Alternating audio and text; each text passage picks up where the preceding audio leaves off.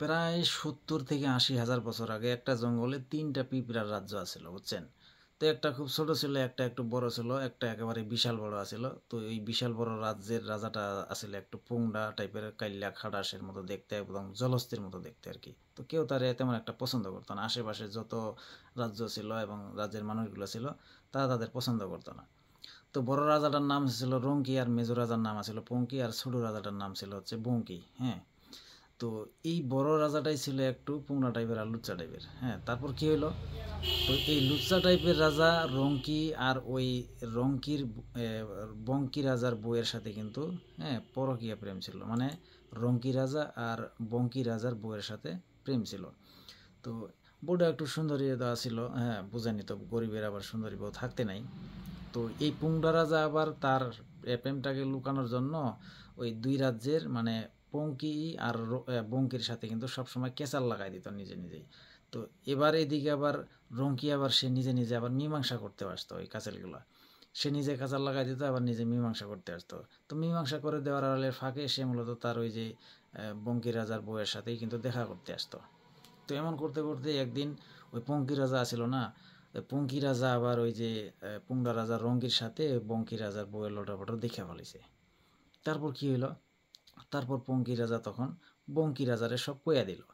তখন বঙ্কি রাজা শুনে তো তেলে বেগুনে সেত কইরা উঠছে, কইতাছে যে মানুষটা আমাদের জন্য এত কিছু করলো তার বিরুদ্ধে এই কথা তুই তোর লজ্জা করলো না? এই অপবাদটা দিতে তোর বুকটা একবার কাঁপলো না? তুই আসলে বেঈমান, তুই কাফের, তুই মুনাফিক।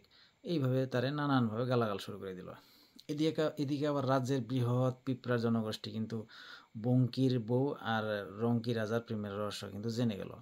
এরা আবার একটু ধার্মিক টাইপের ছিল, তো তাই তারা এই বিষয়টাকে সহজে মেনে নিতে পারতো না। আবার ওইদিকে আবার ওই যে কিছু পিঁপড়া আবার ওই রঙ্কি রাজার পক্ষ নিল, এরা আবার একটু নাস্তিক টাইপের আছিল, বুঝছেন?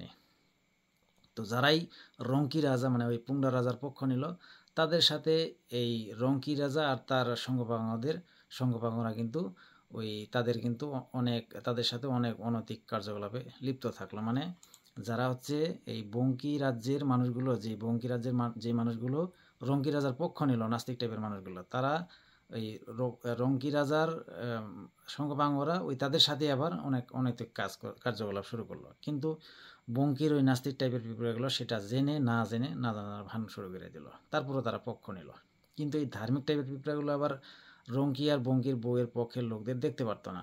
মানে ওই যে ধার্মিক পিঁপড়াগুলো হলে ওই যে যারা হচ্ছে রঙ্কির পক্ষ নিছে এবং বঙ্কির বউয়ের পক্ষের লোকরা, তারা হচ্ছে ওই বঙ্কি রাজ্যের ধার্মিক টাইপের লোকদেরকে দেখতে পারতো না। বুঝছেন না বিষয়টা? ক্লিয়ার হয়েছে তো?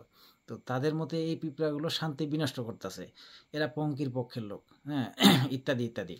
কিন্তু পঙ্কির পিঁপড়াদের সাথে এই ধার্মিক পিঁপড়াগুলোর কোনো যোগাযোগ ছিল না আবার। অন্যদিকে রঙ্কির রাজ্যের সাথে কিন্তু বঙ্কির নাস্তিক পিঁপড়াদের অনেক যোগাযোগ ছিল। ধীরে ধীরে আরও যোগাযোগ বৃদ্ধি পেল। তারপর পঙ্কি রাজা খুব রেগে গেল। তার বিশাল বাহিনী নিয়ে যুদ্ধ শুরু করার জন্য সামনে আসলো। এইভাবে এক কথা দুই কথা কইতে কইতে এই যে নানান অভিযোগ টভিযোগ ধ্যান ত্যান মিলে মানে সে খুব রেগে গেল, চিতে গেল। তারপরে শুরু হয়ে গেল যুদ্ধ অবশেষে। তখন কিন্তু এর সব দায় আবার চাপালো ওই ধার্মিক পিঁপড়াগুলোর উপর। মানে ওই যে বঙ্কি রাজ্যের যে নাস্তিকগুলো আছিল, হ্যাঁ, নাস্তিক পিঁপড়াগুলো আছিল, ওই পিঁপড়াগুলো এবং রঙ্কি রাজ্যের মানুষগুলো এই যে যুদ্ধটা হইতেছে এটার সব দায় চাপাইলো ওই যে বঙ্কি রাজ্যের ধার্মিক পিঁপড়াগুলোর উপর, যে তোদের কারণে এই যুদ্ধ লাগছে। মানে বঙ্কি এর বইয়ের পক্ষের লোকেরা বঙ্কি রাজ্যের ধার্মিক লোকদের এই ব্লেমটা করা শুরু করলো। তো এদিকে আবার পুংড়া রাজা রঙ্কি আবার তার বিশাল বাহিনী নিয়ে ছোট রাজ্যের পক্ষে আর কি, মানে বঙ্কির পক্ষে যুদ্ধ করতে আসলো আর কি, সাহায্যের নামে সাহায্য করতে আসলো। তো উল্টা এই সাহায্যের আড়ালে আর কি বঙ্কি রাজার দেশের মেয়েগুলো তুলে নিয়ে যাইত, মানে মেয়ে পিঁপড়াগুলো তুলে নিয়ে যাইত, সম্পদ লুটে নিয়ে যাইত। তো এই কামগুলো আর কি পঙ্কি রাজা এইটা এই রঙ্কি রাজা এই সম্পদ লুটে নিয়ে যেত, মেয়েগুলারে তুলে নিয়ে যেত, এরকম অনেক অপকর্ম করার পর আবার এই যে এই অপকর্মের দায়টা আবার ওই যে পঙ্কি রাজার উপর চাপাই দিত। তো পঙ্কি রাজা আবার রাইগে গিয়া তখন সে কইল, যেহেতু আমার নাম হইতাছি তাইলে অপরাধ করেই দোষী হইলে অসুবিধা কোথায়? অপরাধ না করেও তো দোষী হইতাছি।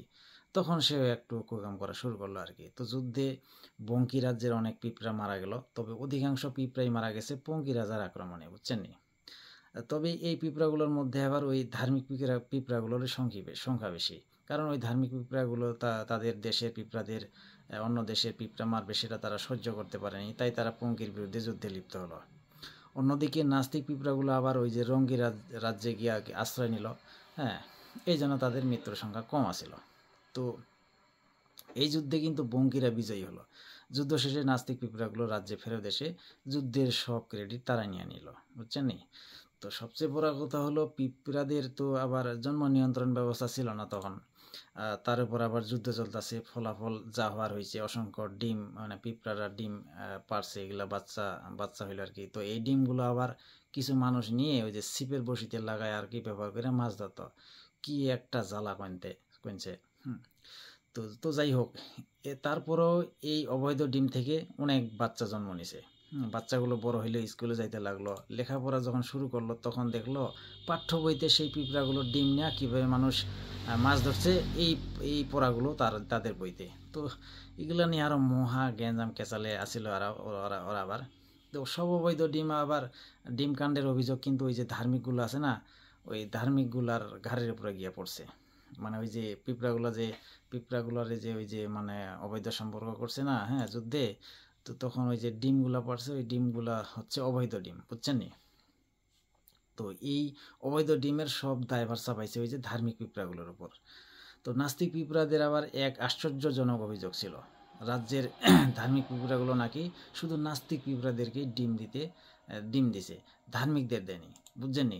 এই বিষয়টা একটু হয়তো আপনারা বুঝতে নাও পারেন। মানে এই আপনার নাস্তিক পিঁপড়াদের অভিযোগ ছিল ওই যে আস্তিক পিঁপড়া ছিল, ধার্মিক পিঁপড়াগুলো ছিল না, ওই পিঁপড়ারা নাকি ওই যে আপনার শুধু নাস্তিক পিঁপড়াদেরকে খালি এইভাবে মানে সেকুলার টাইপের যেগুলো লোক ছিল না, ওদেরকে খালি ডিম দিছে, আর অন্য কাউকে অবৈধ ডিম দেয় নাই। মানে ডিম দিতে হবে সিমেন্ট যেটা আর কি, সিমেন্ট বলে, ওই সিমেন্টটা ওই পিঁপড়াগুলোকে দেয় নাই আর কি। মানে এক কথায় অবৈধ সম্পর্ক করছে শুধু নাস্তিক পিঁপড়াগুলো বা সেকুলার টাইপের যে পিঁপড়াগুলো আছে তাদের সাথে সম্পর্কটা করছে জোরপূর্বক। তো এ নিয়ে রাজ্যের সমালোচনা তুচ্ছ চাচ্ছিল করে যাচ্ছিল, অপমান করতেছিল ধার্মিকদের, হ্যাঁ, তাদেরকে কোনো সুযোগ সুবিধা দিয়েছে, তাদেরকে দেশ থেকে বাইর করে দিবে, রাজ্য থেকে বাইর করে দিবে, এরকম নানান ধরনের অপমান লাঞ্ছনা তাদেরকে করতেই আসছিল। তো এই অপমানটা এই আস্তিক পিঁপড়াগুলো মানে ধার্মিক পিঁপড়াগুলো সইতে না পেরে রাগে ক্ষোভে ধার্মিকরা এক মানে আশ্চর্যজনক সিদ্ধান্ত নিয়ে ফেললো, যে সিদ্ধান্তে পুরো রাজ্য একেবারে স্তব্ধ হয়ে গেল, চারিদিকে শুনশান নীরবতা। তো ধার্মিকদের সিদ্ধান্ত কি ছিল? এই যে অবৈধ ডিম কাণ্ড যখন তারা বলতেছে যে এই যে অবৈধ ডিম কাণ্ড যখন আমাদের কাঁধে এসে পড়েছে, আমরা তা মাইনে নিতেছি, কিন্তু শর্ত হইল একটাই, এই যে ডিম থেকে যে পিঁপড়াগুলোর বাচ্চা বের হয়েছে এই বাচ্চাদেরকে আমাদেরকে দিয়া দিতে হবে, আমরাই তাদের আসল পিতা, যেহেতু আমরা তাদের আসল পিতা আমরা পিতৃ পরিচয় দিব তাদেরকে, তো তারা আমাদের সন্তান, হ্যাঁ। তো যদি কেউ মনে করো তোমরা অবৈধ ডিম থেকে ফোটা পিঁপড়া, তারা তাদের ডিএনএ পরীক্ষাগারে দিয়ে যাবা, আর আমরা পরীক্ষা নিরীক্ষা করে বা সরকার পরীক্ষা নিরীক্ষা করে তোমাদের পিতার কাছে, আসল পিতার কাছে ফিরাই দিবে, প্রয়োজনে মা পিঁপড়াকেও তারা বিয়া করে নিবে, অসুবিধা নেই। তো ধার্মিক পিঁপড়াদের এহেন সিদ্ধান্তে রাজ্যে মানে এমন শুনশান নীরবতা আর কোনোদিন হইচই দেখা যায়নি। এরপর সবাই সুখে শান্তিতে বসবাস করতে লাগলো, বুঝছেন? তো কথা হইতেছে মানে এই ধরনের যুগান্তকারী সিদ্ধান্ত যদি সব দেশেই নিতে পারে তাইলে কিন্তু হচ্ছে আপনার দেশে শান্তি আসবে, বুঝছেন? আমরা একটু শান্তি চাই।